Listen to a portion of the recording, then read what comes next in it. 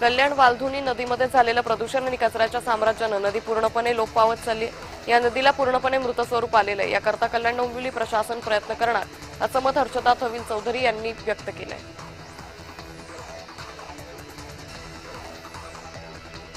जुहू चौपाटीवर स्वच्छता मोहिमेदरम्यान महिला कामगाराचा दुर्दैवी मृत्यू झाला। मशीन खड्ड्यात गेल्यानं तोल जाऊन महिला खाली पडल्याचा आरोप आहे। या प्रकरणाचा पुढील तपास सुरू आहे।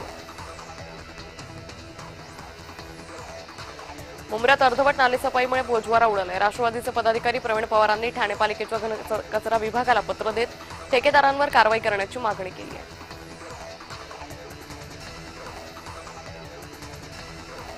स्टँडअप कॉमेडी शोमध्ये मृतदेहांबद्दल अतिशय घृणास्पद विधानं करणारी सेजल पवार चांगलीच अडचणीत आली। केईएम वैद्यकीय महाविद्यालयानं तिला 15 दिवसांच्या सक्तीच्या रजेवर पाठवलं। या काळात तिला महाविद्यालयात पाऊल ठेवण्यापासून मज्जाव करण्यात आला।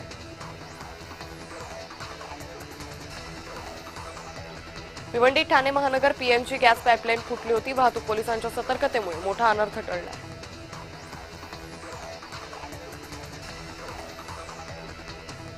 कारगर येथील कोपरागाव स्मशानभूमीतील पाण्याच्या टाकीत एका अज्ञात व्यक्तीचा अत्यंत कुजलेल्या अवस्थेतील मृतदेह आढळल्यानं खळबळ माजली। प्राथमिक माहितीनुसार हा मृतदेह सुमारे महिनाभर पाण्यात असल्याचा अंदाज व्यक्त करण्यात येतो।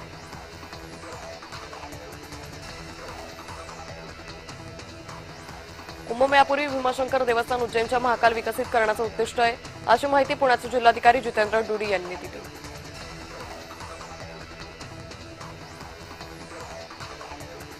पुण्यात माजी मंत्री दिवंगत अनंतराव थोपटे यांची शोकसभा आयोजित केली होती। ज्येष्ठ नेते शरद पवार अनंतरावांच्या आठवणीनं भावुक झाले।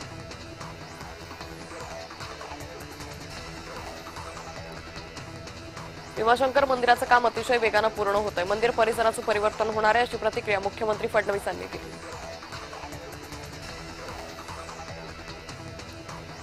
रस्त्यावरील पांढरे पट्टे प्रकरणाची महापालिकेनं गंभीर दखल घेतली। रस्त्यांवर अनधिकृत पांढरे पट्टे मारणाऱ्यांवर कारवाई व्हावी आणि असे प्रकार घडू नये म्हणून गस्त वाढवावी असे आदेश महापालिकेनं पत्राद्वारे पोलिसांना दिले। पांढरी पट्टी प्रकरणी मनसे उभाटा आक्रमक झालेत। मनसेच्या अल्टिमेटम नंतर पांढरी पट्टी हटवण्यात आली। ठाण्यातील म्हाडा सदनिका धारकांच्या लढ्याला 25 वर्षांनी यश आले। सन 2000 मध्ये पात्र सदनिका धारकांना घराचा ताबा दिला नव्हता। ग्राहक तक्रार निवारण मंचानं पात्र धारकांना आता न्याय दिलाय।